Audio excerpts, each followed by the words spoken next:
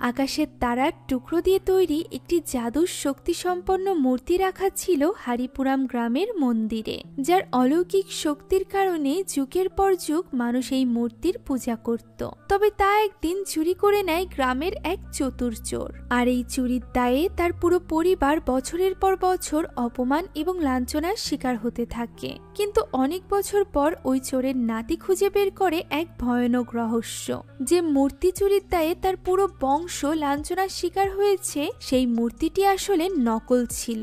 এখন সে কি করবে? সে কি পারবে আসল মূর্তিটি খুঁজে বের করে গ্রামে নিজের পরিবারের হারানো সম্মান ফিরিয়ে আনতে? জানতে হলে দেখতে হবে মালয়ালম সদ্য মুক্তি পাওয়া এই গল্পটি, যার নাম ARM।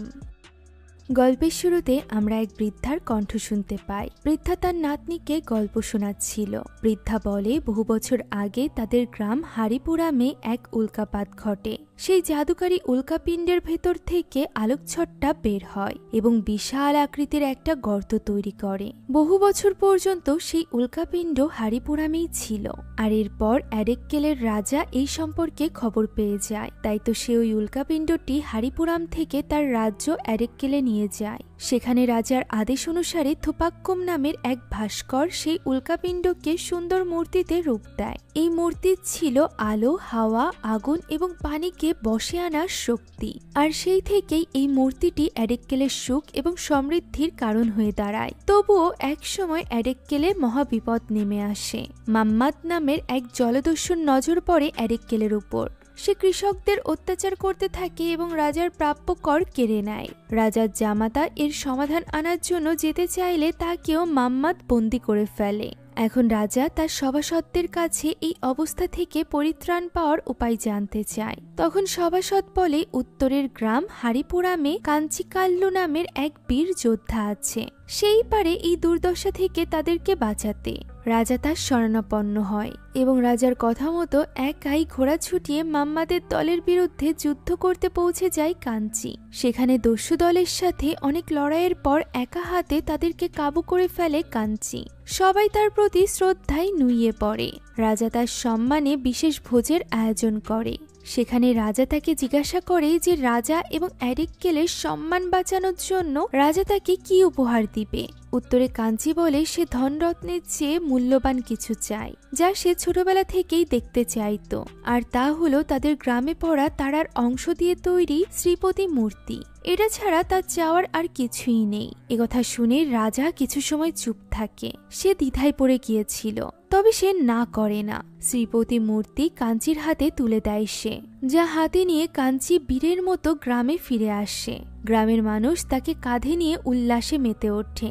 এখানে এই গ্রামবাসীর ভিড়ে আমরা একজন মেয়েকে লক্ষ্য করি, যার নাম ছিল চিথি। চিথি এবং কাঞ্চির চোখাচোখি দেখেই আমরা বুঝতে পারি যে তারা একে অন্যকে ভালোবাসত। এখন পরদিনই আমরা কাঞ্চিকে তার ভালোবাসার মানুষ চিথির সাথে দেখতে পাই। এখানে চিথি তাকে জিজ্ঞাসা করে যে ওই শ্রীপতি মূর্তিটি তারা কখন দেখতে পাবে। আসলে চিথি নিম্নবর্ণের মানুষ হওয়ায় তার মন্দিরের খুব কাছাকাছি যাওয়ার অনুমতি নেই। উচ্চবর্ণের হিন্দুরাই শুধুমাত্র মন্দিরের কাছে যেতে পারত এবং সেখানে রাখা শ্রীপতির মূর্তি পূজা করতে পারত।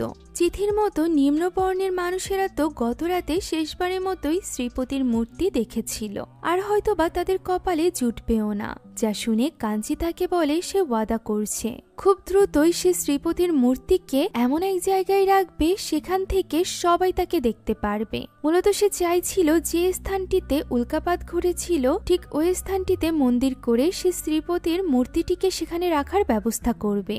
এবং যেহেতু এই মূর্তিটি সেই জয় করে নিয়ে এসেছে, তাই সে নতুন নিয়ম বানাবে। তার বানানো মন্দিরে বর্ণভেদে কাউকে প্রবেশ করতে দেওয়া হবে না, বরং সকলের সমান অধিকার থাকবে। তবে এত কিছু করার ভাগ্য তার ছিল না। সে তার কথা রাখার সুযোগ পাওয়ার আগেই ঘটে এক মহাবিপদ। কিছুদিনের মধ্যেই গ্রামে বসন্ত রোগের প্রকোপ শুরু হয়। মানুষজন বিনা চিকিৎসায় মারা যেতে শুরু করে। দেবীর অভিশাপ মনে করে গ্রামের সহজ সরল মানুষেরা চিকিৎসা থেকে নিজেকে বিরত রাখছিল। শুধুমাত্র তাই নয়, এই মহামারীর ভয়ে মানুষজনেরা নিজেদের আপনজনকে পর্যন্ত ত্যাগ করছিল। তবে কাঞ্জি তা মানে না। সে রোগাক্রান্ত চিথিকে একা ছাড়ে না, বরং তাকে নিয়ে যায় চিকিৎসা করানোর জন্য। চিথি তো সুস্থ হয়ে যায়, তবে চিথির রোগ তার শরীরে চলে আসে। ফলে সে প্রচণ্ড অসুস্থ হয়ে পড়ে। এই অসুস্থ অবস্থাতেই সে তার অসম্পূর্ণ কাজটি সম্পন্ন করতে চাইছিল, অর্থাৎ যেখানে উল্কাপিণ্ড হয়েছিল সেখানে সে শ্রীপতির স্থাপনা করতে চাইছিল। তবে তার এক বন্ধুর মাধ্যমে সে জানতে পারে শ্রীপতির স্থাপনা তো অলরেডি হয়ে গিয়েছে। সে খবর পায় তার ইচ্ছা পুরোপুরিভাবে পূর্ণ হয়নি, অর্থাৎ নিম্নবর্ণের মানুষদেরকে সেখানে ঢুকতে দেওয়া হয়নি। একথা শুনে কাঞ্জি বেশ হতাশ হয়ে পড়ে, কেননা সে চিঠিকে ওয়াদা করেছিল, যে ওয়াদা সে রাখতে পারেনি। এমন সময় অ্যারেক্কেলের রাজা মানাভার্মার জামাতা তার কাছে একটি চিঠি পাঠায়। চিঠিতে খুবই গোপনীয় কিছু লেখা ছিল। চিঠিটি পড়ে কাঞ্চি তা আগুনে পুড়িয়ে দেয়, আর এর পরপরই সে তার শেষ নিঃশ্বাস ত্যাগ করে। চিঠিতে এমন কি ছিল যা কাঞ্চিকে পুরোপুরি ভেতর থেকে শেষ করে দিয়েছিল? কেনই বা কাঞ্চি সেটাকে গোপন রাখার জন্য পুড়িয়ে দিয়েছিল? এই ব্যাপারে আমরা পরবর্তীতে জানতে পারবো। আপাতত তার মৃত্যুর পর তার প্রতি সম্মান প্রদর্শন করতে হারিপুরাম গ্রামের লোকেরা তার মতোই যোদ্ধা হতে থাকে এবং হারিপুরামের বেশ উন্নতি হতে শুরু করে। এই সব কিছুর পেছনে রয়েছে কাঞ্চি।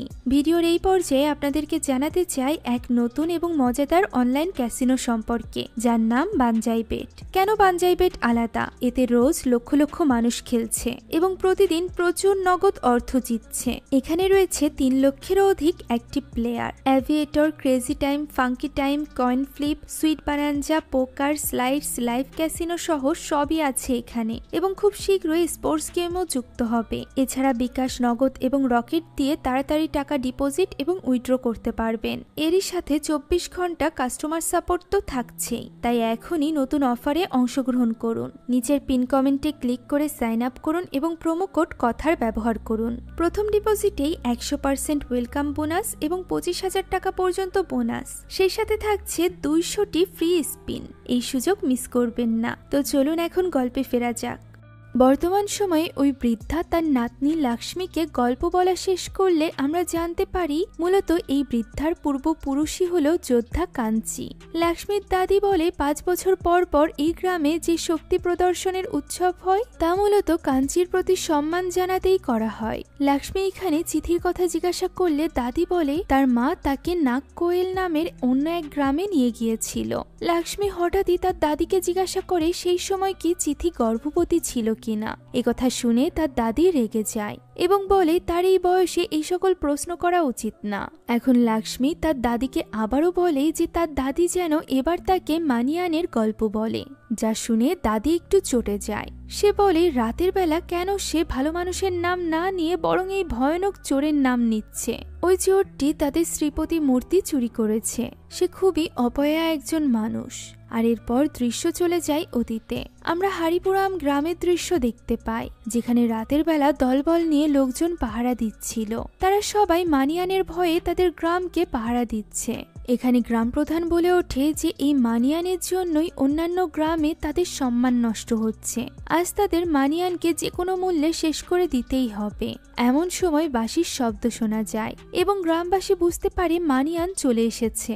কেননা মানিয়ান কোথাও চুরি করতে গেলে বাঁশি বাজিয়ে নিজের অস্তিত্বের জানান দেয়। এখন সেখানে মানিয়ান এলে গ্রামবাসীরা তাকে আটকানোর অনেক চেষ্টা করে। তবে মানিয়ানের হাতের সাফাই এত ভালো ছিল যে গ্রামবাসীরা টেরও পায় না কখন তাদের সোনার দাঁত, সোনার চেন এই সব কিছু চুরি করে নিয়ে মানিয়ান সেখান থেকে পালিয়ে যায়। বহু চেষ্টার পরও গ্রামবাসীরা তাকে আটকাতে পারে না। আর এই সব কথা মনে করে বর্তমান সময়ে লক্ষ্মীর দাদির যেন রুহ কেঁপে ওঠে। তবে লক্ষ্মীর চোখ মুখ দেখে আমরা বুঝতে পারি যে সে মানিয়ানকে নিয়ে বেশ কৌতূহলী ছিল। এমনকি পরদিন সকালে সে তার বন্ধুদের সাথে স্কুলে যাওয়ার সময় মানিয়ানের এই গল্প করতে করতে যাচ্ছিল। তখন তারা আজায়ন নামের একজন ছেলেকে দেখতে পায়, যাকে খুবই মারধর করা হচ্ছে। লক্ষ্মীর বাবাই এই ছেলেটিকে মারছিল। এই আজায়ন হচ্ছে মানিয়ানের নাতি। এই ছেলেটি খুবই ভালো হলেও শুধুমাত্র চোরের বংশধর হওয়ার কারণে তাকে সব সময় অপমান অপদস্থ হতে হতো। সে যেখানেই যাক না কেন তাকে চোর বলে বের করে দেওয়া হতো। এমনকি এই গ্রামে কারোর কিছু চুরি হলে তার উপরই দোষ দেওয়া হতো। আজায়ন তার নানির কাছে মনের দুঃখের কথা বলে যে তার কোনো বন্ধু নেই। সে যেখানেই যাক না কেন সবাই তাকে সন্দেহ করে, তার নানাকে গালমন্দ করে। তার নানি বলে তার নানা কোনো চোর ছিল না, বরং এক যোদ্ধা ছিল। এমন এক যোদ্ধা যে কিনা এই পুরো হারিপুরামের মানুষদেরকে যুদ্ধে হারিয়েছে। তার উচিত তার নানার মতোই হওয়া। তার নানি আরো বলে মানুষ তাকে পছন্দ না করলেও সমস্যা নেই, সে কাক এবং বিড়ালের সাথে বন্ধুত্ব করতে পারে, কেননা পশু পাখিরা মানুষের থেকে ভালো হয়। এই সকল কথা শুনে আজায়ান বেশ অনুপ্রাণিত হয়। সে এক কাকের সাথে বন্ধুত্ব করে, এমনকি লক্ষ্মীর বাবাকে শায়েস্তা করার জন্য সে ওই কাককে দিয়ে তার এক গোছা চাবি চুরি করে আনে, যে জিনিসটা লক্ষ্মী দেখে ফেলে। তবে সে তাকে কিছুই বলে না, বরং মুচকি হেসে সে সেখান থেকে চলে যায়। দৃশ্য চলে যায় বেশ কিছু বছর পর। আজায়ান এবং লক্ষ্মী এখন দুজনই বড় হয়ে গিয়েছে। বর্তমানে আজায়ান পড়াশোনা শেষ করে ইলেকট্রনিক্সের দোকান দিয়েছে। এইসব ব্যাপারে তার দক্ষতা অনেক বেশি ছিল, যে দক্ষতা কাজে লাগিয়ে সে লক্ষ্মীর বাড়ির রেডিওতে এমন কিছু একটা ব্যবস্থা করে দিয়েছিল যার মাধ্যমে লক্ষ্মী রেডিওর মাধ্যমে তার কথা শুনতে পেত। যদিও লক্ষ্মীর কথা সে শুনতে পেত না, রাত হলেই লক্ষ্মী রেডিও খুলে বসে পড়ত এবং অপর পাশ থেকে আজায়ান কথা বলে যেত, যা লক্ষ্মী শুনত এবং মুচকি হাসত। মূলত তারা দুজনই ছোটবেলা থেকে একজন আরেকজনকে ভালোবেসে ফেলেছিল। তবে লক্ষ্মী উঁচু বংশের এবং আজায়ান নিচু বংশের, সেই সাথে চোরের বংশের লোক হওয়ায় তাদের দুজনের এই সম্পর্কের শেষ পরিণতি আসলে কি হবে এই ব্যাপারে তাদের দুজনেরই ধারণা ছিল না। আজায়ান যে শুধুমাত্র লক্ষ্মীর রেডিওতেই কারিগরি করে রেখেছে তা না, সে স্থানীয় থানার রেডিওতেও কিছু একটা করে রেখেছিল, যার সাহায্যে সে পুলিশ ওয়্যারলেসের মাধ্যমে কি কথা বলে তাও শুনতে পেত। যেমনটি আমরা ছোটবেলার দৃশ্যে দেখেছি, লক্ষ্মীর বাবা দামোদর তাকে একদমই পছন্দ করত না, তাই তো লক্ষ্মী প্রায় তার বাড়ির এটা ওটা ইলেকট্রিক জিনিসপত্র নষ্ট করে রাখত, যাতে করে আজায়ান তার বাড়িতে সেগুলো ঠিক করতে আসে এবং তাদের দেখা হয়। তবে দামোদর চাইতো না আজায়ানের মতো চোরের নাতি এবং নিচু বংশের ছেলে তার বাড়িতে আসুক। তবে আর কোনো উপায় নেই, কারণ গ্রামে একটি মাত্র ইলেকট্রিশিয়ান আছে, আর সেটা হলো আজায়ান। প্রতিবার আজায়ান বাড়িতে এলে দামোদর তার জাত তুলে তাকে কটাক্ষ করবেই। তবে এই সব কিছুকে তোয়াক্কা না করে আজায়ান বারবার ওই বাড়িতে আসতো শুধুমাত্র লক্ষ্মীর জন্য। লক্ষ্মী তাকে প্রচন্ড ভালোবাসত। তার বাড়িতে হওয়া আজায়ানের যে অসম্মান তাও তার পছন্দ হতো না।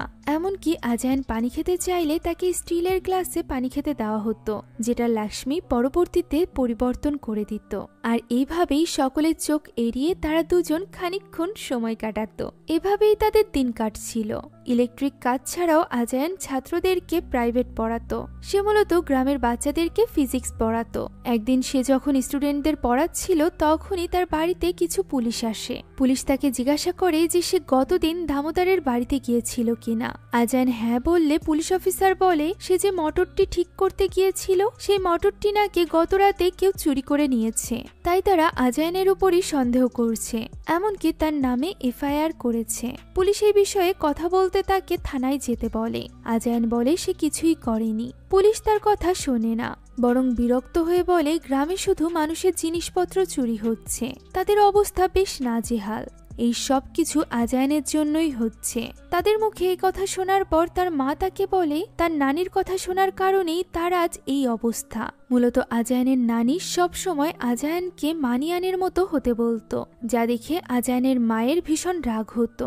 সে শুধুমাত্র মানিয়ানের মেয়ে বলেই আজায়ানের বাবাও তাদেরকে ছেড়ে চলে গিয়েছে। সে শুধুমাত্র এই ছেলের ভরসায় এখনো পর্যন্ত বেঁচে আছে। এখন ছেলেকেও যদি চোর বলা হয় তাহলে তার আর কিছু করার থাকবে না। যদিও আজায়ানের নানির ভাষ্যমতে আজায়ানের বাবা তাদেরকে ছেড়ে চলে গিয়েছিল কারণ সে চাইতো মানিয়ানের চুরি করা ধন সম্পদ হাতিয়ে নিতে। তবে যখন সে বুঝতে পেরেছিল যে সে এটা করতে পারবে না তখনই সে তাকে ছেড়ে চলে গিয়েছিল। এই সময় দৃশ্য ফ্ল্যাশব্যাকে যায়, যেদিন ছোট্ট আজায়ান তার পোষা কাককে দিয়ে ওই চাবির গুচ্ছা চুরি করেছিল। তার মা সেদিন এই ব্যাপারে জানতে পেরে ভীষণ রাগ করেছিল এবং তাকে মারধর করেছিল। তবে ওই মুহূর্তে তার নানি হেসে বলে আজায়ান তো শুধুমাত্র ওই লোককে শায়েস্তা করতে এই কাজ করেছে। তবে আজায়ানের মা তাও মানে না এবং ওই চাবির গুচ্ছ ফিরিয়ে দিতে বলে। তবে নানি তাকে বাধা দেয় এবং বলে ওই চাবির গুচ্ছ সে যেন সরাসরি না ফিরিয়ে দেয়, এতে করে সবাই তাকে চোরই মনে করবে। সে যেন ঠিক ওইভাবেই রেখে আসে যেভাবে বুদ্ধিমত্তা খাটিয়ে সে সেটাকে নিয়ে এসেছিল। আজায়ানও ঠিক তাই করে। সে তার কাকের মাধ্যমে ওই চাবিটি ফিরিয়ে দেয়। ওই দিনের ঘটনার পর থেকে আজায়ানের মা আর কখনোই আজায়ানকে বিশ্বাস করতে পারেনি। দৃশ্য বর্তমানে ফিরে আসে। আমরা লক্ষ্মীদের বাড়িতে বিদেশ থেকে আসা নতুন একজন লোককে দেখতে পায়, যার নাম ছিল সুদেব বার্মা। সুদেব বার্মা হলো অ্যাডিকেলের রাজা মানাভার্মার বংশধর। শ্রীপতি স্থাপিত মন্দিরটিকে নিয়ে একটি ডকুমেন্টারি তৈরি করার জন্যই এখানে এসেছে সে। দামোদর তাকে স্বাগত জানায় এবং তার থাকার ভালো বন্দোবস্ত করে। অতিথির জন্য ফ্যান চালাতে গিয়ে দেখা যায় ফ্যানটি নষ্ট হয়ে গিয়েছে। তাই তো ওই দিনই আজানের ডাক পড়ে দামোদরের বাড়িতে। সে যখন ওইদিকে যাচ্ছিল তখন বাজারে কিছু লোক তাকে পুলিশ স্টেশনে ভালো মতো মার খেয়েছে কিনা তা জিজ্ঞাসা করে, অর্থাৎ তাকে অপমান করার চেষ্টা করে। তবে সে এই সকল কথাই কান পাতে না। এইসব কথা এড়িয়ে সে যখন বাস স্ট্যান্ডে গিয়ে পৌঁছায় তখন তার দেখা হয় তার বাল্যকালের বন্ধু সুরেশের সাথে। সুরেশ তার অনেক পুরনো বন্ধু। সুরেশের বাবার সাথে সুরেশের সম্পর্ক বেশ খারাপ ছিল, তাই সে কিছুদিন আগে বাড়ি থেকে পালিয়ে কোথাও একটা চলে গিয়েছিল। অনেক শহর, অনেক মন্দির ঘুরে ঘুরে সন্ন্যাস নিয়ে অবশেষে সে আবারও নিজের গ্রামে ফিরে আসে, যেখানে সে এখন ঠিক করে নিয়েছিল যে সে একটি চায়ের দোকান দিবে। পরবর্তী দৃশ্যে আমরা গ্রামের পঞ্চায়েত সভা দেখতে পাই। সেখানে কালারি উৎসব এবং মন্দির খোলার তারিখ নিয়ে কথা হচ্ছিল।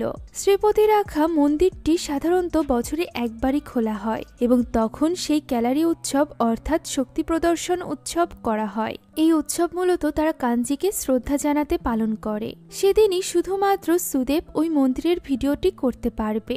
এই ব্যাপারে দামোদর তাকে জানায়। আর এরপর সভায় সিদ্ধান্ত হয় যে তারা কিছুতেই এই আজায়ানকে বা তার পরিবারের কাউকে মন্দিরে ঢুকতে দিবে না, কারণ চোরের বংশধরকে মন্দিরে ঢুকতে দিলে মন্দিরের বদনাম হবে। এই আজায়ানের নানাই শ্রীপতি চুরি করেছিল। একথা শুনে সুরেশ জিজ্ঞাসা করে যে তাহলে কালাই স্কুলে কেন আজায়ানকে ঢুকতে দেওয়া হয়। কালাই স্কুল মানে যে স্কুল শক্তি প্রদর্শনের শিক্ষা দেওয়া হয়। আজায়ান এই স্কুলের সব থেকে ভালো শিক্ষার্থীদের মধ্য থেকে একজন। মূলত সে খুব ভালো লড়াই করতে পারে বলেই নিজেদের স্বার্থের জন্য তাকে ওই স্কুলে ঢুকতে দেওয়া হয়। তবে দামোদর সেটা স্বীকার করে না। সে বলে দুটো ভিন্ন ভিন্ন জিনিস, মন্দিরের পবিত্রতা তারা নষ্ট করতে পারবে না। এখন অন্যদিকে সুদেবের সাথে তার বন্ধুর কথাবার্তা শুনে আমরা বুঝতে পারি যে সে শুধুমাত্র কোনো ডকুমেন্টারির জন্য এখানে আসেনি। তার আসল উদ্দেশ্য ছিল ভিন্ন। সে লন্ডনের একটা মিউজিয়ামের সাথে কথা বলে এসেছে, যেখানে সে শ্রীপতি বিক্রি করে দিবে। তার জন্য সেই মন্দির থেকে শ্রীপতি তুলে নিয়ে যাবে, এক কথায় চুরি করবে। তার ধারণা যেহেতু সে নিজেই মূর্তির উত্তরাধিকার, তাই তার এটি নিয়ে যাওয়াটা কোনো অপরাধ নয়। সুদেব কালাই স্কুলে যায়, যেখানে আজায়ান প্রকাশ নামের আরেকজনের সাথে লড়াই করছিল। এই প্রকাশই এবার শক্তি প্রদর্শন উৎসবে বা কালাই উৎসবে হারিপুরাম গ্রামের প্রতিনিধিত্ব করবে। প্রতিবার সে খুব ভালো খেলে। আজায়ান প্রত্যেকবার তাকে সাহায্য করে প্র্যাকটিস করতে। তার থেকে ভালো খেলা সত্ত্বেও আজায়ানকে কখনোই এই খেলায় প্রতিনিধিত্ব করতে দেওয়া হয় না। এবার প্রকাশের প্রস্তুতি বেশ ভালো এবং জিতে যাওয়ার সম্ভাবনা অনেক বেশি। গ্রামের একজন এই সব কিছু সুদেবকে বলছিল। সুদেব তাকে জিজ্ঞাসা করে যে আসলেই কি এই খেলা এত বেশি কঠিন কিনা। একজন তখন বলে এই খেলা অ্যারেক্কেল এবং হারিপুরাম দুই গ্রামেই মান সম্মানের খেলা। এই দুই গ্রামের মধ্যেই এই খেলার আয়োজন করা হয়। এই বছর অ্যারেক্কেল থেকেও সেরা একজন খেলোয়াড় আসবে, যে কিনা সব ধরনের লড়াইয়ের খেলা খেলতে পারে। সন্ধ্যা নামতেই সুদেবের দল লক্ষ্মীদের বাড়িতে ফিরে যায়, যেখানে তারা টিভিতে ক্রিকেট খেলা দেখছিল। দামোদর বলে এই খেলা তাদের গ্রামে তার মেয়ে ছাড়া আর কেউই দেখে না। তার মেয়ের জন্যই টিভির অ্যান্টিনা লাগাতে হয়েছে। এরপর দামোদর তার সহকারীর সাথে কথা বলতে থাকে, যা থেকে লক্ষ্মী জানতে পারে আজ আজায়ানকে পুলিশে ধরে নিয়ে গিয়েছিল। একথা শুনে সে অনেক চিন্তিত হয়ে পড়ে। এমন সময় টিভিতে নেটওয়ার্ক সমস্যা করতে থাকে এবং টিভি ঝিরঝির হতে থাকে, যা দেখে লক্ষ্মী বুঝতে পারে আজায়ান চলে এসেছে। সেই মূলত এই কাজটি করছে, এটা তারই ইশারা। তাই তো অ্যান্টিনা ঠিক করার নাম করে লক্ষ্মী তখনই দৌড়ে চলে যায় ছাদে। সেখানে তারা দুজন বেশ মিষ্টি কিছু মুহূর্ত কাটায়। লক্ষ্মী জিজ্ঞাসা করে তাকে পুলিশ কেন ধরে নিয়ে গিয়েছিল। উত্তরে আজায়ান জানায় কারণ সে একজন চোরের বংশধর। লক্ষ্মী বলে মানিয়ানের বংশধর হওয়ায় লজ্জার কিছু নেই। তখনই লক্ষ্মীর বাবা সেখানে চলে আসে। আজায়ান তাই দ্রুত সেখান থেকে বেরিয়ে যায়। লক্ষ্মীর বাবা লক্ষ্মীকে বলে অতিথিদের টিভি দেখতে সমস্যা হওয়ায় সে দৌড়ে অ্যান্টেনা ঠিক করতে চলে এসেছে। এই ব্যাপারটা দেখে তার বুক গর্বে ভরে গিয়েছে। এই কথা শুনে লক্ষ্মী মনে মনে হাসতে থাকে। এখন আজায়ান যখন উপর থেকে নামছিল তখনই হঠাৎ করে দেখা যায় এই বাড়িতে তো আরো একজন চোর ঢুকেছে, যাকে দেখে কেউ একজন চিৎকার করতে থাকে, যা শুনে আজায়ান বেশ ভয় পেয়ে যায়। তাই তো সে ঘাবড়ে গিয়ে সেখান থেকে দ্রুত পালাতে থাকে। চোর এবং আজায়ান দুজনই একদিকেই পালাচ্ছিল, যে কারণে সে বেশ বিপাকে পড়ে যায়। সে কোনো মতে তাদের হাত থেকে বেঁচে তো বের হতে পারে, তবে দুর্ভাগ্যবশত তার পুলিশের সাথে দেখা হয়ে যায়। পুলিশ তাকে জিজ্ঞাসা করে সে কোথা থেকে এসেছে। পুলিশকে আজায়ান তার প্রশ্নের জবাব দিতে পারে না। ফলস্বরূপ তাকে পুলিশ স্টেশনে নিয়ে যাওয়া হয় এবং ভীষণ মারধর করা হয়। এক পর্যায়ে সহ্য করতে না পেরে আজায়ান পুলিশকে একটা ঘুষি মেরে ফেলে। এক ঘুষিতেই পুলিশ ঘায়েল হয়ে যায়। তাকে হসপিটালে ভর্তি করার প্রয়োজন পড়ে। এ থেকে আমরা ধারণা করতে পারি আজায়ান কতটা শক্তিশালী ছিল। এখন পরদিন সকালে থানায় এসআই আসলে গ্রামের সবাই এসআইকে বলে আজায়ানের বিরুদ্ধে মামলা করতে। তারা নিশ্চিত যে সেই গ্রামে সব চুরি করছে।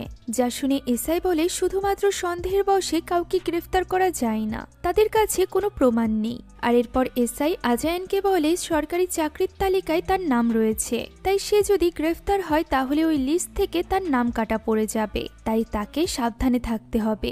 আজায়ান বলে তার নাম নিয়ে কেউ একজন চুরি করছে, তাই সে ওই চোরকে ধরার চেষ্টা করবে। গতকাল রাতেই সে দেখেছে ওই চোরকে, তবে তাকে ধরতে পারেনি। যা শুনে পুলিশ তাকে বাড়িতে ফিরে যেতে বলে এবং বলে তারা তাদের কাজ করছে। এখন এদিকে আজায়ান ছাড়া পাওয়ায় গ্রামবাসীরা পুলিশের উপর ভীষণ ক্ষেপে যায়। অন্যদিকে আজায়ান বাড়িতে ফিরে গেলে মা বলে সারা জীবন সে চোরের মেয়ে হিসাবে অপবাদ শুনে এসেছে, এখন ছেলের জন্য কথা শুনতে সে পারবে না, তারা এখান থেকে চলে যাবে। আজায়ান বলে তারা কিছুতেই এখান থেকে যাবে না, সে এই গ্রামেই থাকবে। এটা তার নানার গ্রাম। তার মা খুব ভালো মতোই জানে ছোটবেলায় সে শুধুমাত্র একবারই চুরি করেছিল এবং মায়ের নিষেধ করায় সে আর কখনোই করেনি। একথার মাঝখানেই হঠাৎ করে সুরেশ সেখানে ছুটতে ছুটতে চলে আসে। তাকে দেখে বেশ ভীত বলে মনে হচ্ছিল। সে হাঁপাতে হাঁপাতে বলে সে মন্দিরে কিছু একটা দেখেছে। আজায়ান যেন তার সাথে মন্দিরে যায়। আজায়ান তার কথা শুনে তখনই মন্দিরে চলে যায় এবং সেখানে কে আছে তাকে খুঁজতে থাকে, কেননা তার মাথায় তো ভূত চেপেছিল ওই চোরকে ধরার। তাই তো মন্দিরের উপরের কিছুটা ফাঁকা অংশ দেখে সে সেখানে উঠে যায় শ্রীপতির মূর্তি ঠিকঠাক আছে কিনা তা দেখতে। তবে সে দেখতে পায় সেখানে তো শ্রীপতির মূর্তিটি নেই, মন্দির পুরোপুরি ফাঁকা। যে ব্যাপারটা সে সুরেশকে এসে বলতেই সুরেশ ভয় পেয়ে যায় এবং বলে ওঠে এর মানে কি এটা একটা ফাঁদ ছিল।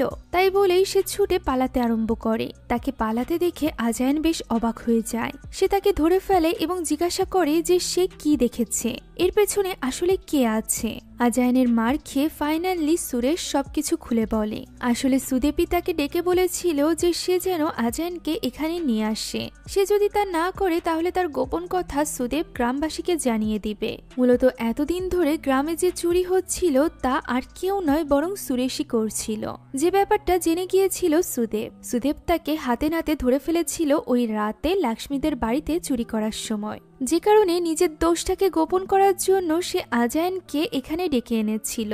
তবে সে ভাবতেই পারেনি এই সব কিছুর পেছনে সুদেবের এত বড় পরিকল্পনা রয়েছে। মূলত সুদেব এই মন্দির থেকে মূর্তি চুরি করেছে, যেখানে সে ফাঁসাতে চাইছে আজায়ানকে।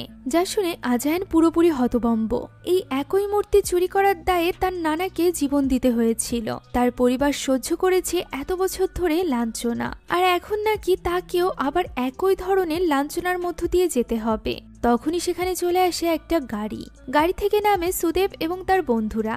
সুরেশ ছুটে গিয়ে সুদেবের কলা চেপে ধরে এবং তাকে বলে সে কি ভেবেছিল মূর্তি চুরি করে এত সহজে সে চলে যাবে, এই গ্রামের লোকেরা তাকে ছাড়বে না। একথা শুনে সুদেব হেসে বলে তারা এখানে এসেছে আজায়ানকে এই মূর্তি চুরির দায়ে ফাঁসিয়ে দিতে। সে যে এই মন্দিরের ছাদে উঠেছিল এই ব্যাপারটা তারা ক্যামেরায় বন্দি করে রেখেছে। একথা শুনে আজায়ান অস্থির হয়ে পড়ে এবং তাকে বলে শ্রীপতি মূর্তিটি ফিরিয়ে দিতে, এটি তাদের গ্রামের সম্পদ। তবে সুদেব কখনোই এত সহজে সেই মূর্তি ফিরিয়ে দিবে না। দৃশ্য চলে যায় অতীতে। আমরা দেখতে পাই একদিন দামোদর এবং নাম্বিয়ার অর্থাৎ সুরেশের বাবা পুলিশ নিয়ে চলে যায় মানিয়ানকে ধরতে। পুলিশ মানিয়ানের স্ত্রীকে বারবার জিজ্ঞাসা করে সে কোথায়, কিন্তু মানিয়ানের স্ত্রী তার কোনো কথারই জবাব দেয় না, বরং সে নিজের কাজ চালিয়ে যায়। এতে করে ওই শয়তান পুলিশ আরো বেশি রেগে যায় এবং তার সাথে নোংরা আচরণ করতে শুরু করে। পুলিশটি মানিয়ানের স্ত্রীকে বাজেভাবে স্পর্শ করতে থাকে, কারণ সে বুঝতে পেরেছিল এমনটা করলে ঘরের ভেতরে লুকিয়ে থাকা মানিয়ান বেরিয়ে আসবে। আর ঠিক তাই হয়, মানিয়ান বেরিয়ে আসে। এবং পুলিশদের মারধর করতে থাকে। মানিয়ান রেগে গিয়ে বলে পুলিশ যেন এখান থেকে চলে যায়, আর এরপর দামোদরের কাছে গিয়ে বলে দামোদর কোন সাহসে পুলিশ নিয়ে এখানে এলো। পুলিশ একমাত্র সেদিনই মানিয়ানকে ধরতে পারবে যেদিন সে নিজে ধরা দিবে, এর আগে নয়। ফলে বাধ্য হয়ে দামোদর পুলিশ এবং বাকি সবাইকে নিয়ে সেখান থেকে চলে যায়। ওই দিন সন্ধ্যায় মানিয়ান তার স্ত্রীর সাথে ছিল। তখন তার স্ত্রী মানিয়ানকে একটা ঘটনার ব্যাপারে জানায়। ওই দিন সন্ধ্যায় মানিয়ানের স্ত্রী যখন মন্দিরে প্রসাদ গ্রহণ করতে গিয়েছিল, তখন নিচু জাতির হওয়ায় একজন লোক তাকে ভীষণভাবে অপমান করেছিল, তার খাবার বালুতে ফেলে দিয়ে। মানিয়ান জিজ্ঞাসা করে তার সেখানে খাবার খেতে যাওয়ার কি দরকার ছিল।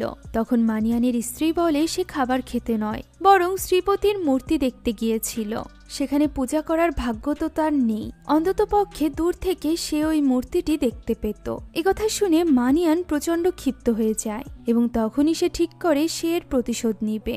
রাতের আধারে সে মন্দিরে চলে যায় এবং সুদেবের মতে সেদিন সে সেখান থেকে আসল মূর্তিটি চুরি করে নিয়েছিল এবং একটি নকল মূর্তি তুলে দিয়েছিল গ্রামবাসীর হাতে, যে মূর্তিকে এতদিন যাবৎ গ্রামবাসী পুজো করে আসছিল। একথা শুনে আজায়ান বেশ অবাক হয়ে যায়, তবে সে এটা বুঝতে পারছিল না যে সুদেব কেন তাকে এইসব কিছু বলছে, এইসবের সাথে কেন সে তাকে জড়াতে চাইছে। সুদেব বলে তার একটি কারণ আছে, কারণ তার নানা অর্থাৎ মানিয়ানি আসল মূর্তিটি চুরি করেছিল, যার দাম অনেক বেশি। সে ওই নকল মূর্তিটি চুরি তো করেছে, তবে সেটা বিক্রি করে সে কোনো টাকা পাবে না। তাই আজায়ান যদি তাকে আসল মূর্তিটি খুঁজে এনে দেয়, তাহলে সে নকল মূর্তিটি আবারও মন্দিরে রেখে দিবে এবং কেউ জানতেও পারবে না মন্দিরের মূর্তি চুরি হয়েছে। এটা যদি করতে না পারে, তাহলে তাকে তার গ্রামের মানুষজন তার নানার মতোই চোর হিসাবে জানবে। একথা বলে সুদেব এবং তার বন্ধুরা সেখান থেকে চলে যায়। আজায়ান হতভম্ব হয়ে দাঁড়িয়ে থাকে। কিছুটা নিজেকে সামলে সুরেশ জিজ্ঞাসা করে সে তো শুনেছিল এই মূর্তি চুরি করার সময় মানিয়ান ধরা পড়েছে, তাহলে সে মূর্তি চুরি করলো কিভাবে? আজায়ান বলে সে আসল মূর্তি চুরি করেছিল ঠিকই, আর এরপর যখন সে নকল মূর্তিটি সেখানে রাখতে গিয়েছিল, তখনই হয়তোবা সে ধরা পড়ে গিয়েছিল। তাকে যে কোনোভাবে আসন্ন উৎসবের আগেই ওই মূর্তিটি খুঁজে বের করতে হবে, কেননা উৎসবের দিন দরজা খোলা হবে এবং গ্রামের সবাই মূর্তি চুরি হওয়ার ব্যাপারে জেনে যাবে। উৎসবের আর মাত্র 10 দিন বাকি ছিল, তাই তো পরদিন থেকে সুরেশকে সাথে নিয়ে আজায়ান তার কাজে লেগে পড়ে। তার নানা চুরি করার সময় কোথায় কোথায় যেতে পারত তারই একটি অনুমান করার চেষ্টা করে। সেই সব স্থানে সে খুঁজতে থাকে, যেখানে সে তার নানার ব্যবহৃত অনেক হাতিয়ার পায়। তবে অনেক খোঁজার পরও সে কিছুতেই ওই মূর্তি পায় না। এই সময় সুরেশও সব সময় তার বন্ধু অর্থাৎ আজায়ানের পাশে ছিল, কেননা এমনটি জানাজানি হলে আজায়ান তো ফাঁসবেই, সেই সাথে সে নিজেও ফেঁসে যাবে। তার সত্য সবাই জেনে যাবে। তার সত্যটা হলো সে কোনো সন্ন্যাসী নয়, বরং চোর, যে কিনা এতদিন যাবৎ এই গ্রামে আজায়ানের নাম করে চুরি করে এসেছে। যে ব্যাপারটা জানার পর আজায়ান তাকে বলে সে তার নাম নিয়ে যেসব জিনিসপত্র চুরি করেছে তা যেন সে ফিরিয়ে দেয়, তা না হলে সে সবাইকে নিজেই সত্যটা বলে দিবে। অতএব বাধ্য হয়ে সুরেশ সব চুরির জিনিস ফিরিয়ে দেয় এবং সবাই যখন নিজের চুরির মাল ফেরত পায়, তখন তাদের আজায়ানের উপর কিছুটা বিশ্বাস ফিরে আসে। তবে আজায়ান জানত নির্দিষ্ট সময়ের মধ্যে সে যদি মূর্তিটি খুঁজে না বের করতে পারে, তাহলে এই বিশ্বাস আবারও ভঙ্গ হতে সময় লাগবে না। তাই তো আজায়ান লক্ষ্মীকে জিজ্ঞাসা করে সে কি করতে পারে। লক্ষ্মী বলে তাদের পুলিশের কাছে যাওয়া উচিত। তবে আজায়ানের মতে পুলিশরাও বিশ্বাস করে যে সে একজন চোর।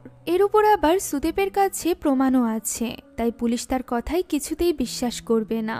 লক্ষ্মী তখন বলে সে খুবই সাধারণ জায়গায় খুঁজছে, মানিয়ানের মতো এত বুদ্ধিমান মানুষ কোথায় যেতে পারে এটা তার আবারও ভালো করে ভেবে দেখা উচিত। আজায়ান তাই ভাবতে থাকে। এভাবেই ভাবতে ভাবতে তার একটি জায়গার কথা মনে পড়ে, যে জায়গার কথা সে তার নানির কাছ থেকে জেনেছিল। আজায়ান সেখানে গিয়ে পৌঁছায়। এটি একটি পাথুরে পাহাড়। আজায়ান গুহার ভেতরে প্রবেশ করে এবং অনেক দূর যেতে থাকে। এভাবেই যেতে যেতে এক সময় গুহার ভেতরে অক্সিজেনের অভাব দেখা দেয়। সে বহু কষ্ট করে সামনের দিকে এগিয়ে যায় এবং এক সময় আর পেরে ওঠে না। সেখানেই সে জ্ঞান হারিয়ে ফেলে। জ্ঞানহীন অবস্থায় তার নানির কথা তার মনে পড়ে যায়। তার নানি তাকে বলেছিল তার নানা বিপদে সব সময় তার পাশে থাকবে, তাকে সাহায্য করবে। এসব ভাবতে ভাবতে তার সামনে তার নানা মানিয়ান চলে আসে এবং তাকে আলোর পথ দেখিয়ে সামনে নিয়ে যায়। দৃশ্য আবারও অতীতে যায়। আমরা জানতে পারি মানিয়ান মন্দির থেকে মূর্তিটি চুরি করে নিয়ে এখানেই এসেছিল। তার খুবই ঘনিষ্ঠ বন্ধু ছিল একজন ভাস্কর। সে তার ওই বন্ধুকে মূর্তিটি দেখায়। সে মূর্তিটি ধরার সাথে সাথেই বলে দেয় এই মূর্তিটি আসল নয়, মূলত ওই ভাস্করের পূর্বপুরুষই ওই মূর্তিটি তৈরি করেছিল। তাই সে স্পর্শ করার সাথে সাথেই বলে দিতে পারে এটি নকল মূর্তি। তখনই সামনে আসে আরেক রহস্য। মূলত অ্যারেক্কেলের রাজা তার রাজ্য রক্ষা করা যোদ্ধা কাঞ্চিকে ধোঁকা দিয়েছিল। সে তাকে আসল মূর্তিটি দেয়নি, বরং সে আসল মূর্তি লুকিয়ে একটি নকল মূর্তি তৈরি করে দিয়েছিল। তবে যেহেতু রাজার জামাতার প্রাণ বাঁচিয়েছিল কাঞ্চি, তাই সে এটা জানা মাত্রই কাঞ্চিকে চিঠি লিখে জানিয়েছিল, যেটা কাঞ্চি মারা যাওয়ার আগেই পুড়িয়ে ফেলেছিল, যাতে করে গ্রামের মানুষের বিশ্বাস ভঙ্গ না হয়। অর্থাৎ আসল মূর্তি কখনোই গ্রামে আনাই হয়নি। গ্রামবাসীরা তো প্রথম থেকেই নকল মূর্তি পূজা করে আসছে। তাই তো মানিয়ান ঠিক করে যে সে যে কোনো মূল্যে ওই আসল মূর্তি খুঁজে আনবে, গ্রামবাসীর জন্য নয়, বরং তার নিজের স্ত্রীর জন্য। এই উদ্দেশ্য সামনে নিয়ে সে সেদিনই তার বন্ধুকে নিয়ে রওনা হয় অ্যারেক্কেলের রাজপ্রাসাদে। চোর হওয়ায় রাজপ্রাসাদের ভেতরে প্রবেশ করা খুব একটা কঠিন ব্যাপার তার জন্য ছিল না। গোপনে প্রবেশ করে তার সামনে যত প্রহরী আসে সে সবাইকে মেরে ফেলে।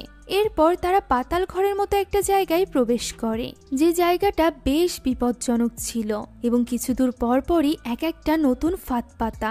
কখনো কোথাও পা দিলে তীর বেরিয়ে আসে, আবার কখনো বা আগুনের গোলক বেরিয়ে আসে। এই সব কিছু দেখে মানিয়ান নিশ্চিত হয়ে যায় এখানেই নিশ্চয়ই ওই মূর্তি আছে। তা না হলে রাজা এই স্থানে এত বেশি ফাঁদ পেতে রাখত না।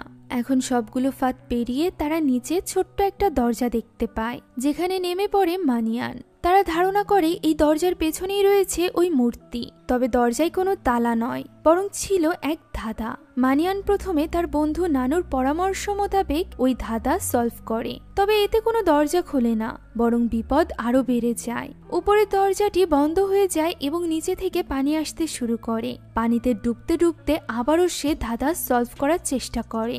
ধাঁধাটি বিভিন্ন গ্রহ নক্ষত্রকে কেন্দ্র করে করা ছিল, যা সলভ করতে করতে একটা সময় সে একেবারেই ডুবে যায়। তার বন্ধু নানু মনে করে সে আর হয়তোবা বেঁচে নেই। এমন সময় সে তার মাথা বেরিয়ে আনে এবং বলে আজকের রাতটা চুরির জন্য খুবই শুভ। নানু বুঝতে পারে সে ওই ধাঁধা সলভ করে ফেলেছে। তারা এবার বিরাট এক ঘরে প্রবেশ করে, যেখানে তারা অবশেষে আসল শ্রীপতি মূর্তিটি দেখতে পায়। এই পুরো ঘটনা আজায়ানকে তার নানা ভিশনের মাধ্যমে দেখায়। সবকিছু জানার পর আজায়ান গুহা থেকে বেরিয়ে আসে। সেখান থেকে বের হতেই সে সুদেব এবং তার দলবলকে গুহার বাইরে দেখতে পায়। তাকে দেখে সুদেব বলে ওঠে সে ঠিক জায়গায় এসে পৌঁছেছে। আসলে চোরের বংশ হওয়ার কারণে আজায়ান বুঝতে পারে যে একজন চোর কোথায় কি করতে পারে। এ কারণেই তারা তাকে বেছে নিয়েছে। একথা শুনে আজায়ান রেগে গিয়ে বলে চোরের কথা যদি বলতেই হয় তাহলে সব থেকে বড় চোর তো তার বংশের পূর্বপুরুষরা, কেননা তারাই তো কাঞ্চিকে ধোঁকা দিয়েছিল এবং আসল মূর্তিটি চুরি করে গোপনে রেখে দিয়েছিল। এখানে জানা যায় সুদেব এই সব ব্যাপারে আগে থেকেই জানত। তবে তার মতে তার পূর্বপুরুষ যা করেছে সেগুলো কোনো অন্যায় নয়, বরং সেটা হলো রাজনীতি। এখনো সুদেব যেটা করছে সেটাও রাজনীতি। সে এখানে আজায়ানের নানাকে নিয়ে অর্থাৎ মানিয়ানকে নিয়ে উল্টোপাল্টা কথা বলতে থাকে, যা শুনে আজায়ান এবার আর সহ্য করতে পারে না। সে তার কলার চেপে ধরে। তখনই সুদেব পিস্তল বের করে এবং বলে সে যেন কোনো ভুল না করে, তাহলে সে এই গ্রামে আর থাকতে পারবে না, সেই সাথে তার ভালোবাসার মানুষটিও বেঁচে থাকবে না। এই কথা বলে সুদেব সেখান থেকে চলে যায়। ফলে আজায়ানও বুঝতে পারে যে এই কাজটি করতে না পারলে লক্ষ্মীর জীবনও ঝুঁকিতে পড়বে। এখন পরদিন আমরা আজায়ানকে বাজারে বসে থাকতে দেখতে পাই, যেখানে সবাই তার দিকে চোর বলে ইঙ্গিত করে নানান রকম কথা বলছিল। এতে করে আজায়ানের বেশ খারাপ লাগে। ঠিক তখনই সে একটা কাজ করে বসে। গ্রামে এক স্থানে উৎসবের প্রস্তুতি হচ্ছিল এবং মাইক বাজছিল। সেখানে সে সুরেশকে পাঠায় এবং মাইকে একটি সিডি লাগিয়ে দেয়। সিডিতে আজায়ানের রেকর্ড করা কথা ছিল, যেখানে আজায়ান বলে সবাই লক্ষ্মীকে এবং তাকে নিয়ে ভীষণ আজেবাজে কথা বলে। এগুলো বলা যেন সবাই বন্ধ করে দেয়, কারণ সে সকলকে জানিয়ে দিতে চায় যে সে লক্ষ্মীকে ভীষণ ভালোবাসে। একথা শুনে লক্ষ্মী সহ সকলে অবাক হয়ে যায়। অপমানে এবং রাগে কালো হয়ে যায় দামোদর। সে বাজার থেকে বেরিয়ে পড়ে। সে সরাসরি চলে যায় বাড়িতে, যেখানে সে তার মেয়েকে জিজ্ঞাসা করে সে যা শুনেছে সেটা সত্যি কিনা। তার মেয়ে এই কথার কোনো জবাব দিতে পারে না। তখন দামোদর বলে শুধুমাত্র চোর না, নিচু জাতের একজন ছেলেকে বিয়ে করে সে যদি ভাবে এই গ্রামে সে থাকতে পারবে তাহলে সে ভুল ভাবছে। দামোদর তার মেয়েকে হিসিয়ে বলে সে শুধুমাত্র লক্ষ্মীকে মারতে পারবে না, এ বাদে সে যে কারোর খুন করতে পারে নিজের সম্মান বাঁচাতে। ফলে লক্ষ্মী বুঝতে পারে তার বাবা আজায়নকে মেরে ফেলার প্ল্যান করছে। অন্যদিকে সুদেব পৌঁছে যায় আজায়নের কাছে। আমরা জানতে পারি আজায়ন অলরেডি চেষ্টা করেছে সুদেবের ক্যামেরা নষ্ট করে ফেলা, তবে এতে তো আর প্রমাণ নষ্ট হবে না। তাই ওইসব জায়গায় সময় নষ্ট না করে তার উচিত খুব দ্রুত মূর্তি খুঁজে বের করা। আজায়নও বুঝতে পারে যে তার মূর্তি খুঁজে বের করা ছাড়া আর কোনো উপায় নেই, তার হাতে সময়ও ছিল না। এখানে সে এবং সুরেশ যখন কথা বলছিল তখন তার মা পেছন থেকে সব শুনতে পায়। সে নিজে তার মায়ের কাছে সবকিছু স্বীকার করে নেয় এবং বলে আগামীকাল মন্দিরের দরজা খুললে সে চোর প্রমাণিত হবে। তার মা বলে এই সব কিছু হচ্ছে ওই মূর্তির অভিশাপের কারণে। তখনই দৃশ্য চলে যায় আবারও অতীতে। আমরা দেখতে পাই ওই মূর্তি প্রাসাদ থেকে নিয়ে আসার পর আসল এবং নকল মূর্তি দুটোই মানিয়ান তার স্ত্রীকে দেখায়। তার স্ত্রী বলে তার উচিত মূর্তি মন্দিরে রেখে দেওয়া। সে বলে সে আসল মূর্তি মন্দিরে রাখবে না, বরং নকলটি রাখবে। নকল মূর্তি রাখার জন্য সে সরাসরি চলে যায় মন্দিরে। তখনই গ্রামবাসী তাকে ঘিরে ধরে। তারা ভাবে সে চুরি করে ফিরছে। এমনিতেই গ্রামবাসী তাকে মারতে চাইছিল, এর উপর আবার দামোদর তার কাছে ওই মূর্তিটি দেখতে পায়। ফলে গ্রামবাসী এবার তাকে খুন করার জন্য প্রস্তুত হয়ে যায়। এখানে গ্রামের সবার সাথে তার অনেকক্ষণ যাবৎ লড়াই হয়। মানুষ যখন তাকে প্রায় মেরে ফেলতেই যাবে তখনই সে নদীর কিনারায় চলে আসে এবং বলে তারা যদি তাকে না ছাড়ে তাহলে সে এই মুহূর্তেই মূর্তি পানিতে ফেলে দিবে। যা শুনে গ্রামবাসী থেমে যায়। তবে ঠিক তখনই তার স্ত্রী এবং মেয়েকে সেখানে নিয়ে আসা হয়। মানিয়ান বুঝতে পারে সে ধরা না দিলে তার স্ত্রী মেয়েকে অপদস্থ করা হবে। স্ত্রীর ভীতি এবং মেয়ের কান্নারত মুখ দেখে সে শ্রীপতি গ্রামবাসীকে ফিরিয়ে দেয়। তবে সে ঠিক করে নেয় যে সে কিছুতেই ধরা দিবে না, বরং ধরা পড়ার চেয়ে নিজের জীবন দিয়ে দেওয়াটাই শ্রেয় মনে হয় এবং তখনই সে ওই নদীর পানিতে ঝাঁপিয়ে পড়ে নিজের জীবন দিয়ে দেয়। এই সব কিছু মানিয়ানের মেয়ে অর্থাৎ আজায়নের মা নিজের চোখে দেখেছিল। সেই সব কথাই তার ছেলেকে জানায়। হঠাৎ করে গ্রামের অনেক মানুষজন তাদের বাড়িতে চলে আসে।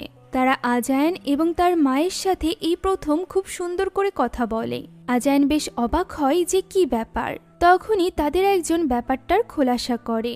আসলে আগামীকাল যে শক্তি প্রদর্শন উৎসব হতে যাচ্ছে সেই উৎসবে লড়াই করার কথা ছিল প্রকাশের, কিন্তু প্রকাশ হঠাৎই অসুস্থ হয়ে পড়েছে। তাই এখন গ্রামবাসী বাধ্য হয়ে তার কাছে সাহায্য চাইতে এসেছে, যাতে করে আজায়নি ওই লড়াইয়ে পার্টিসিপেট করে। তা না হলে তাদের গ্রাম হেরে যাবে।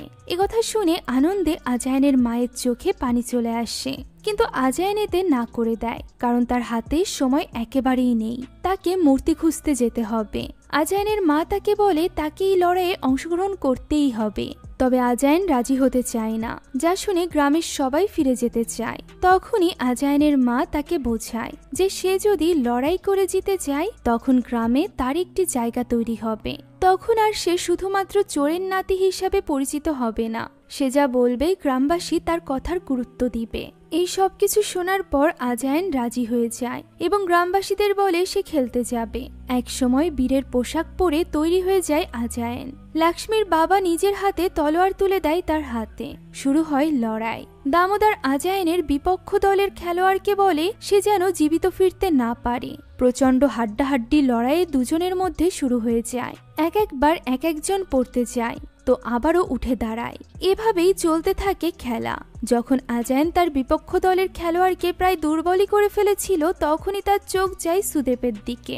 তাকে কিছু একটা সে ইশারা করে যাতে সে অন্যমনস্ক হয়ে যায়। এই সুযোগে বিরোধী দলের খেলোয়াড় তাকে ঠেলে নিয়ে যায় কর্নারে। এখান থেকে পড়ে গেলেই সে হেরে যাবে।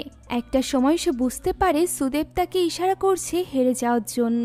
যেহেতু অন্য দলটি ছিল সুদেবের রাজ্যের, তাই সে চাইছিল অন্য লোকটি জিতুক। এ কারণেই আজায়ন ইচ্ছাকৃতভাবে সেখান থেকে পড়ে যায় এবং হেরে যায়। এই পুরো অনুষ্ঠানে লক্ষ্মীও ছিল, যে কিনা নিজের জাতিদের লোকেদের কাছে না বসে বরং নিচু জাতির লোকেদের সাথে বসেছিল, বিশেষ করে আজায়নের মায়ের সাথে। তবে আজায়ন হেরে যাওয়ায় পুরো গ্রামবাসী হতাশ হয়ে পড়ে। লক্ষ্মী মন খারাপ করে তার বাবার সাথে চলে যায়। আজায়নের গুরু এসে জিজ্ঞাসা করে সে কেন হেরে গেল। তখন আজায়ন ধীরে ধীরে বলে তার নিচু জাতের মা আজ মন্দিরে প্রবেশ করতে পেরেছে, তাই তার এই খেলায় জেতার কোনো প্রয়োজন নেই। সে এমনিতেই জিতে গিয়েছে। তার মাকে চোরের মেয়ে হওয়ায় এই মন্দিরে কখনো প্রবেশ করতে দেওয়া হতো না। তাই তো এই খেলার প্রস্তাব নিয়ে যখন গ্রামবাসীরা তার বাড়িতে গিয়েছিল তখন সে এই শর্তই তাদের সামনে রেখেছিল যে আজ রাতে পূজার সময় তার মাকে ভেতরে প্রবেশের অনুমতি দিতে হবে। এখন আজায়ানের মা তার মাকে বলে আজ রাতে সে একা থাকতে চায়। সে মূলত ওই মূর্তিটি খুঁজে দেখতে চাইছিল, যদিও তার কোনো ধারণাই ছিল না যে সেটা কোথায়। যে ব্যাপারটা জানার পর তার মা তার নানির কাপড় চোপড়ের ভেতর থেকে একটা কচ্ছপ বের করে আনে এবং আজায়ানের হাতে তুলে দেয়। রাত গভীর হতেই সে সুরেশকে নিয়ে একটি জঙ্গলে চলে যায়। এই জঙ্গলের কথা তার নানি তাকে সবসময় বলতো, তাই তার ধারণা তার নানি কিছু একটা জানে এই জঙ্গল সম্পর্কে। এই জঙ্গলই তার শেষ ভরসা। জঙ্গলে গিয়ে আজায়ান অনেক খোঁড়াখুড়ি করে, এমনকি মেটাল ডিটেক্টর দিয়েও সে মূর্তিটি খুঁজে বের করার চেষ্টা করে, তবে এতে কোনো লাভ হয় না। তার শেষ আশারও গুড়ে বালি, সে কিছুই পায় না। তাই তো সে রাগের মাথায় ওই পাথরের কচ্ছপটি পানিতে ফেলে দেয়। ওই সময় তাকে সুরেশ বলে এই সব কিছুতে আর সময় নষ্ট না করে বরং তার উচিত তার মা এবং লাক্ষ্মীকে নিয়ে এই গ্রাম ছেড়ে পালিয়ে যাওয়া। আজায়ানও তাই করবে বলে ঠিক করে এবং লাক্ষ্মীকে আনার জন্য তখনই লাক্ষ্মীর বাড়িতে চলে যায়। তবে সে লাক্ষ্মীর ঘরে প্রবেশ করে তাকে খুঁজে পায় না, বরং সেখানে দামোদর এবং তার লোকজন তাকে আটকে ফেলে। দামোদর তাকে উদ্দেশ্য করে বলে যে সে আগে থেকেই জানতো আজায়ান এখানে আসবে, তাই সে সব প্রস্তুতি আগে থেকেই নিয়ে রেখেছে। এরপর মাইকে বলা হয় চোর আজায়ানকে দামোদরের বাড়িতে ধরা হয়েছে, সবাই যেন সেখানে চলে আসে। সবাই তাকে মারার জন্য দামোদরের বাড়ির দিকে এগোতে থাকে। তবে ঠিক তখনই লাক্ষ্মীদের বাড়িতে থাকা ওই লোকটি, যে কিনা প্রথম থেকেই আজায়ান এবং লাক্ষ্মীর সম্পর্কের ব্যাপারে জানতো, সে আজায়ানকে দরজা খুলে দেয় এবং তখনই সেখান থেকে পালিয়ে যেতে বলে। আজায়ান লাক্ষ্মীর কথা জানতে চাইলে লোকটি বলে তারা লাক্ষ্মীকে এখান থেকে দূরে কোথাও নিয়ে গিয়েছে। এদিকে আরেককেলের শক্তি যোদ্ধাকে দামোদর আজায়ানকে মারার জন্য বেশ কিছু টাকা দেয়। সেই যোদ্ধা এবং পুরো গ্রামবাসী আজায়ানের পেছন পেছন যেতে থাকে, ঠিক সেইভাবে যেভাবে একদিন তারা তার নানার পেছনে গিয়েছিল। অর্থাৎ তাদের উদ্দেশ্যই ছিল আজায়ানকে শেষ করে দেওয়া। তাদের থেকে বেঁচে সে কোথায় যাবে কিছুই বুঝে উঠতে পারছিল না। একসময় গ্রামবাসী তাকে ঘিরে ধরে। ঘটনাটি সেই নদীর তীরে ঘটছিল যে নদীতে তার নানা ডুবে মারা গিয়েছিল। সবাই তাকে ভীষণভাবে মারতে থাকে। তখন আজায়ানের মা চিৎকার করে তাকে ছেড়ে দিতে বলে। সে যেন তার চোখের সামনে একই ঘটনার পুনরাবৃত্তি দেখছিল। লোকগুলো তার কথা শোনে না এবং আজায়ানকে মারতে মারতে পানিতে ফেলে দেয়।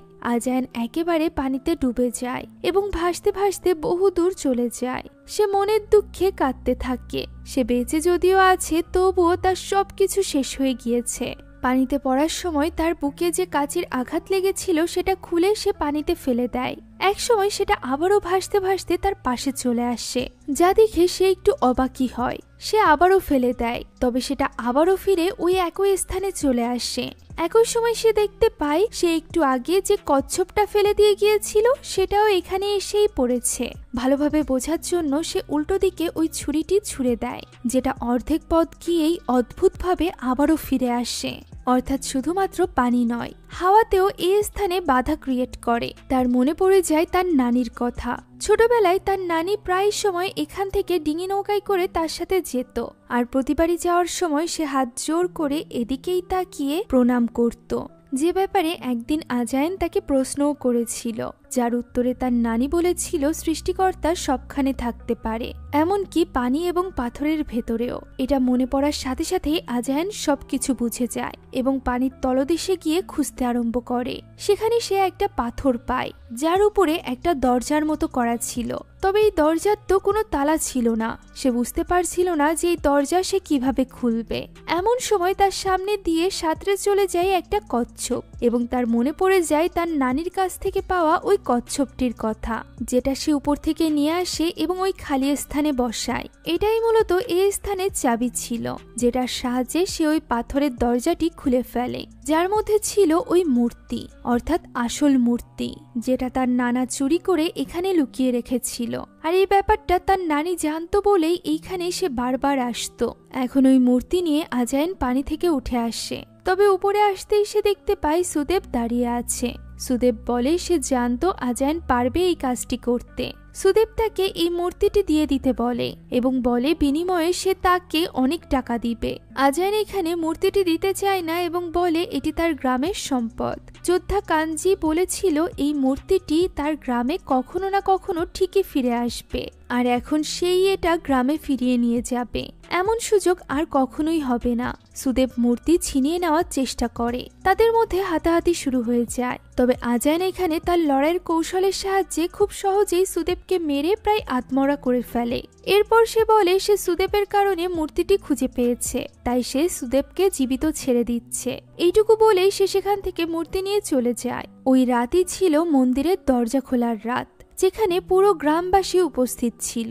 দরজা খোলা হয় এবং আমরা সেখানে নকল মূর্তিটি দেখতে পাই, যে ব্যাপারে গ্রামবাসীরা কিছুই জানতো না। তখনই সেখানে পুলিশ অফিসার আসে। এসআই যেহেতু প্রথম থেকেই আজানকে অনেকভাবে সাহায্য করেছে, তাই সে এখানে গ্রামবাসীকে বলে একজন ছেলেকে প্রায় মেরে ফেলার অপরাধে তাদের পুরো গ্রামের সবারই জেল হতে পারে। তবে সে তাদেরকে কিছু বলছে না, কেননা এই গ্রামে একটা কাকতালীয় ব্যাপার ঘটেছে, আর তা হলো গ্রামের আসল মূর্তিটা তারা ফিরে পেয়েছে। তখনই আজানের মা এবং সুরেশ মিলে ওই মূর্তিটি নিয়ে আসে। নিজেদের চোখের সামনে এমন দুটি হুবহু একই মূর্তি দেখে সকলে হতবাক হয়ে যায়। আর এরপর গ্রামবাসীকেও আসল ঘটনার ব্যাপারে জানানো হয়, যেটা জানার পর তাদের আজায়ন এবং মানিয়ানের উপর থেকে সকল অভিযোগ মিটে যায়। আসল মূর্তিটিকে প্রতিস্থাপন করে আজায়নের মা, অর্থাৎ তাকে তার যোগ্য সম্মান দেওয়া হয়। সুরেশ যে চুরি করত সেটাও সে সবাইকে বলে দেয়, তবে গ্রামবাসী তাকে কিছুই বলে না, কারণ তারা এখনো পর্যন্ত এত চমক হজম করে পারেনি। এদিকে আজায়নকে খুঁজে পাওয়া যায় না, তবে একটি চিঠি সে দামোদরের জন্য পাঠিয়েছিল, যে চিঠিতে লেখা ছিল যে তার নানা একটি বিশেষ কারণে চুরি করত। এই কারণটি গ্রামের কেউই বুঝতে পারেনি, সবসময় তাকে ভুল বুঝেছে। এখন আজায়নও তার নানার মতো করে দামোদরের একটা জিনিস চুরি করতে চলেছে। একথা শোনা মাত্রই দামোদর বুঝতে পারে এবং তার লোকজনের কাছে জিজ্ঞাসা করে লক্ষ্মী কোথায়। তখনই আমরা আজায়নকে দেখতে পাই, যে কিনা লক্ষ্মীর কাছে পৌঁছে গিয়েছিল, এবং আমরা বুঝতে পারি যে সে যা চুরি করতে চলেছে তা হলো দামোদরের মেয়ে। সে একবার তার মাকে বলেছিল যে সে কখনো চুরি করেনি, তবে সেই গ্রাম থেকে একটা জিনিস চুরি করেই চলে যাবে, আর তা হলো লক্ষ্মী। আর এই মজাদার দৃশ্যের মধ্য দিয়ে আজকের এই গল্পটি এখানেই শেষ হয়ে যায়। আশা করছি আজকের এই গল্পটি আপনাদের কাছে ভালো লেগেছে। যদি ভালো লেগে থাকে তাহলে একটি লাইক এবং একটি কমেন্ট করতে ভুলবেন না। সেই সাথে সম্পূর্ণ মুভিটি আমাদের টেলিগ্রাম চ্যানেলে আপলোড দেওয়া আছে, তাই মুভিটি দেখতে চাইলে কমেন্ট বক্সে দেওয়া লিঙ্ক থেকে এখনই জয়েন করুন আমাদের টেলিগ্রাম চ্যানেলে। Thank you so much for watching this video.